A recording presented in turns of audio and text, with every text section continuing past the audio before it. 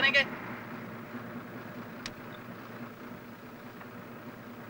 ഇറങ്ങ മാഷേ. ആ പോവാം. നിന്റെ പുറകെ നിന്നോട് എന്താ പറഞ്ഞത്? എനിക്കെങ്ങനെ അറിയാം? പോയി ചോദിക്കും.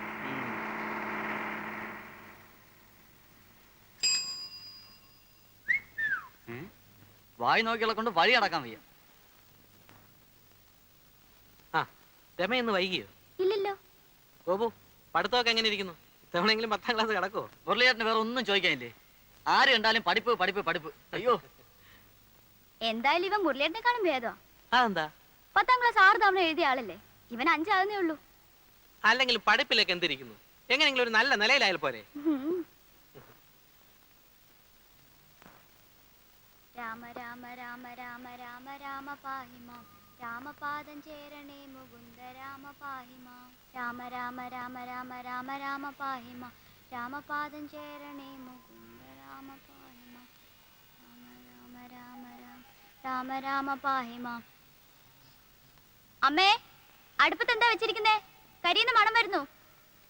രാമ രാമ രാമ രാമ രാമ രാമ പാഹിമാം രാമപാദം ചേരണേ മുകുന്ദ രാമ. രാമ രാമ രാമ രാമ രാമ രാമ പാഹിമാം രാമപാദം ചേരണേ മുകുന്ദ രാമ പാഹിമാം. രാമ രാമ രാമ രാമ രാമ രാമ പാഹിമാം രാമപാദം ചേരണേ മുകുന്ദ രാമ പാഹിമാം.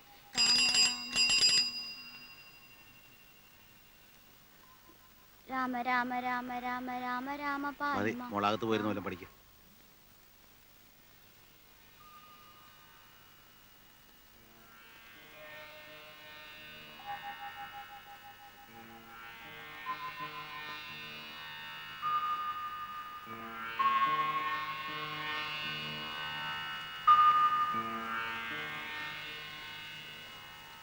പട്ടിയുണ്ടോ? ശങ്കരൻ നായരുണ്ടോ? ഇതിലാരെയാ ഇപ്പൊ വേണ്ടത്? ആ ആ കുഞ്ഞമ്മന്നാണോ?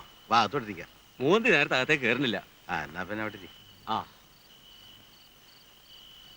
പിന്നെ ആ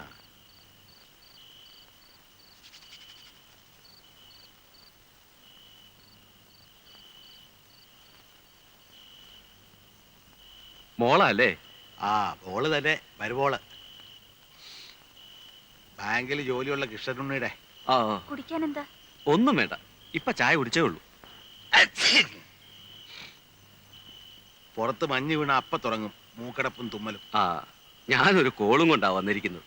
ആ ഹാജിയാരുടെ തടിക്കമ്പനിയില്ല ഞാനിപ്പോ ഒന്ന് അറിയാവല്ലോ. ആ. മുതലാളി ഒരു പുത്തൻ കാറ് മേടിച്ചിരിക്കുന്നു. ഫോറിനാ. നമ്മുടെ നിരത്തിലൊന്നും ഇറങ്ങാത്ത സാധനം. അവനെ അതിന്റെ തത്വത്തിലൊന്ന് കൊണ്ടു നടക്കാൻ ആരുണ്ടോന്ന് ചോദിച്ചപ്പോ ഞാൻ നിങ്ങളുടെ പേരാ പറഞ്ഞത്. അറിവും വിവരവും ഉള്ള ഒരു ഡ്രൈവർ നമ്മുടെ നാട്ടിൽ നിങ്ങളെ ഉള്ളൂ. അതുകൊണ്ട് മുതലാളി പറഞ്ഞത് നാളെ നിങ്ങളെയും കൂട്ടി അങ്ങോട്ട് ചെല്ലണമെന്നാ. ഓട്ടോ അധികം വരില്ല, തരക്കേടില്ലാത്ത കാശും കിട്ടും. കാര്യം എനിക്കിഷ്ടമുള്ള ഏർപ്പാടാ. പക്ഷെ മോൻ സമ്മതിക്കില്ല. അതെന്താ?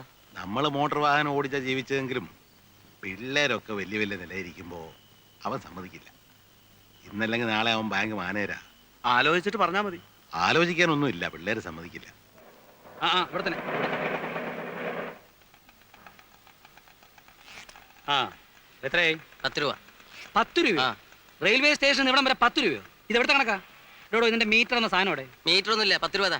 എടോ മീറ്റർ ഇല്ലാതെ വണ്ടി ഓടിക്കാൻ തന്നോട് ആരാ പറഞ്ഞേ? ന്യായമായ ചാർജ്. എനിക്കൂടെ തോന്നണ്ടേ? ഈ വണ്ടിക്ക് മീറ്റർ ഇല്ല എന്ന് എഴുതിയത് ഞാൻ കേറില്ലായിരുന്നല്ലോ.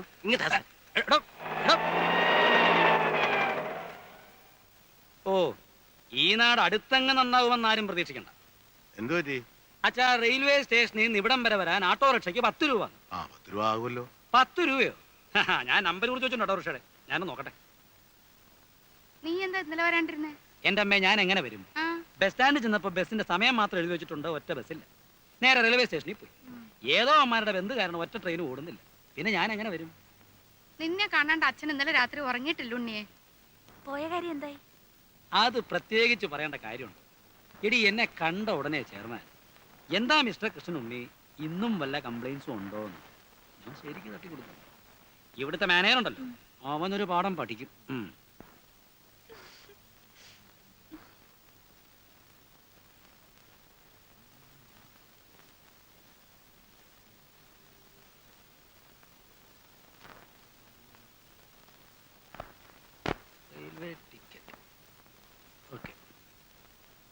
Bus charge okay. ഓട്ടോറിക്ഷ അയ്യോ 10 രൂപ. അതും ഓക്കെ. പക്ഷേ ഈ 3 രൂപ എവിടെ പോയി? ആ 3 രൂപ നമുക്ക് പിന്നെ കണ്ടുപിടിക്കാം. അത് പറ്റിയല്ലോ. എവിടെ പോയി അറിയണ്ടേ? അയ്യോ ഇത് എന്തിനെങ്കിലും ചെലവായി കാണും. ചെലവായതിന്റെ അല്ല, ആറ്റിൽ കളഞ്ഞാലും അളന്ന് കളയണം. ഇതേന്ന് ബാങ്കിൽ പോണ്ടേ? കുളിമുറിയിൽ വെള്ളം കോരി വെച്ചിട്ടുണ്ട്. കുളി കഴിഞ്ഞിട്ടാവും അളന്ന് കളയിലൊക്കെ. ഉണ്ണിയേട്ടാ ഓ എടി, എന്നാലാ 3 രൂപ ഞാൻ അറിയാതെ പോകാൻ പാടില്ലല്ലോ. നിനക്കറിഞ്ഞൂടാ? ഇങ്ങനെയുണ്ട് ഒരു പിശുക്കൻ.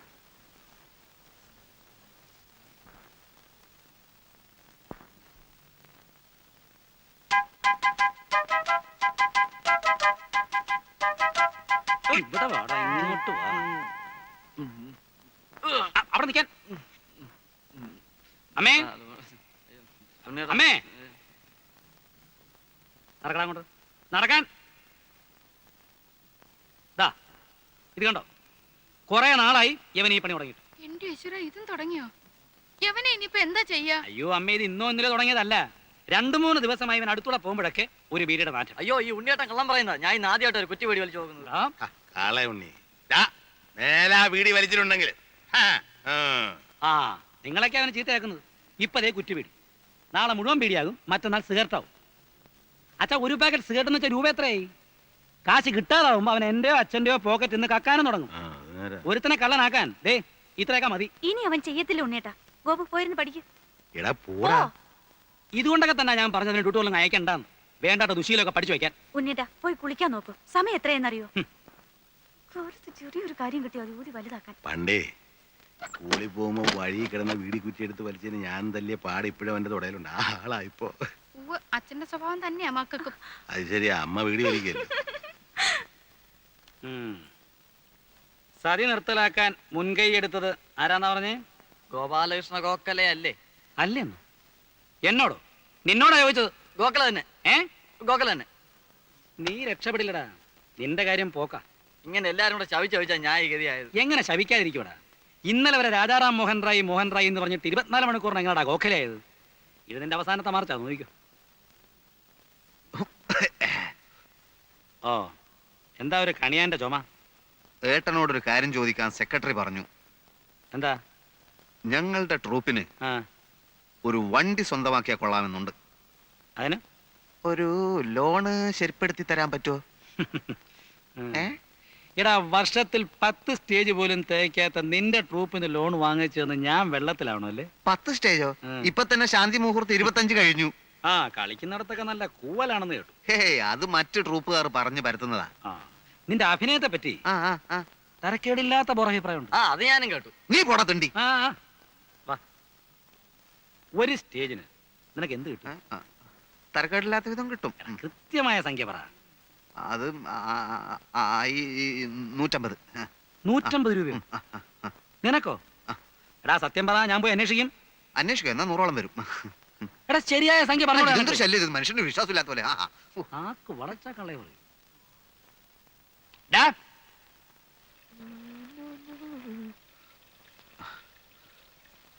ഇതാമേ, വച്ചടാ, ഇവിടെ ഇപ്പൊ വലിയ അത്യാവശ്യമൊന്നുമില്ല. കുഴപ്പമില്ല, എന്റെ ആവശ്യത്തിനുള്ളതൊക്കെ ഞാൻ എടുത്തിട്ടുണ്ട്.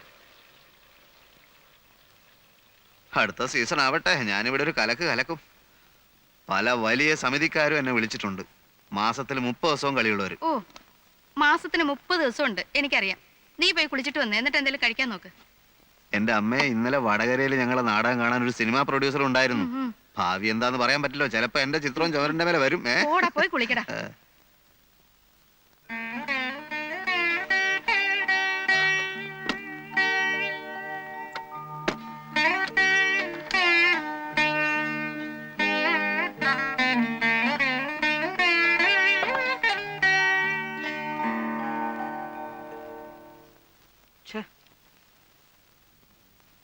ആ 3 രൂപ എവിടെ പോയെന്ന് എത്ര ആലോചിച്ചിട്ടും. അത് ഇതുവരെ വിട്ടില്ലേ? കഷ്ടം. ഞാൻ തരാം 3 രൂപ. അതിന്റെ അല്ല, ആ രൂപ എവിടെ പോയിന്നൊന്ന് അറിയണ്ടേ? എടേ, നിനക്കൊക്കെ ഒരു വിചാരമുണ്ട് ഞാൻ വെറും ഒരു പിശുക്കനാണ്. അല്ല, ആണെങ്കിലേ നീ ഇപ്പൊ ഇടാറുള്ള മാതിരിയുള്ള വേഷവും പൂഷവും ഒന്നും ഇടുകയല്ല. വീട്ടുചെലവിന് വേണ്ടി മാത്രം മാസം 1000 രൂപ ഞാൻ കൊടുക്കുന്നുണ്ട്. അല്ല, നിനക്കിവിടെ എന്തെങ്കിലും കുറവുണ്ടോ? കുറവൊന്നുമില്ല. ആ, പിന്നെ മിണ്ടാണ്ടിരി. പക്ഷേ എന്തോന്ന് പച്ചേ പറ. കല്യാണം കഴിഞ്ഞിട്ട് കൊല്ലം 3 മനസ്സിലായി. നീ പറഞ്ഞു വരുന്ന എന്താന്ന് എനിക്ക് മനസ്സിലായി. എടീ, ഒരു കുഞ്ഞുണ്ടാകുക എന്ന് പറഞ്ഞാൽ ഇപ്പൊ പണ്ടത്തെ പോലൊന്നുമല്ല. ഒരുപാട് കാശുള്ള ഏർപ്പാടാ. പ്രസവം തന്നെ പെണ്ണുങ്ങൾക്ക് ഇപ്പൊ ഒരുമാതിരി ഫാഷനാ. ആവശ്യമുണ്ടെങ്കിലും ഇല്ലെങ്കിലും മാസാമാസം ഡോക്ടറെ പോയി കാണുക, അവർ പറയുന്ന വില കൂടിയ മരുന്നുകൾ വാങ്ങിച്ചു കഴിക്കുക, പ്രസവത്തിന് 1 മാസം മുമ്പേ നഴ്സിംഗ് ഹോമിൽ അഡ്മിറ്റ് ചെയ്യുക. ആദ്യം എൻ്റെ പ്രൊമോഷനൊക്കെ ഒന്ന് ശരിയാവട്ടെ, അത് കഴിഞ്ഞിട്ട് മതിയടി നമുക്കിതല്ല. പ്രമോഷൻ കിട്ടുമ്പോഴേക്കും നമ്മൾ മൂത്ത് വരയ്ക്കും. എന്തിന്? അടുത്ത കൊല്ലം ഞാൻ ഓഫീസറാ, പിന്നുടനെ മാനേജർ. ഒരു ബാങ്ക് മാനേജർ എന്ന് വെച്ചാൽ ആരാ? ദേവേന്ദ്രനായിരിക്കും. ഏതാണ്ട് അതുപോലൊക്കെ തന്നെയാ. ഈ ഉണ്ണിയേട്ടനെ കൊണ്ട് തോറ്റു.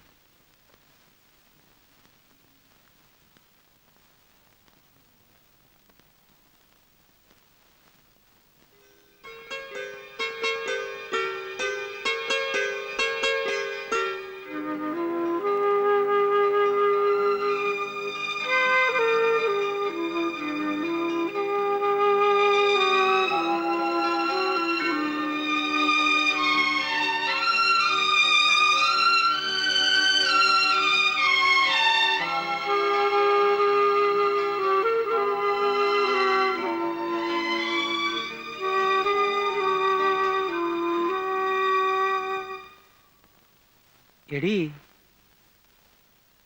ആ 3 രൂപ ഞാൻ ഹെഡ് ഓഫീസിലെ പ്യൂണിന് ചായ കുടിക്കാൻ കൊടുത്തതാ.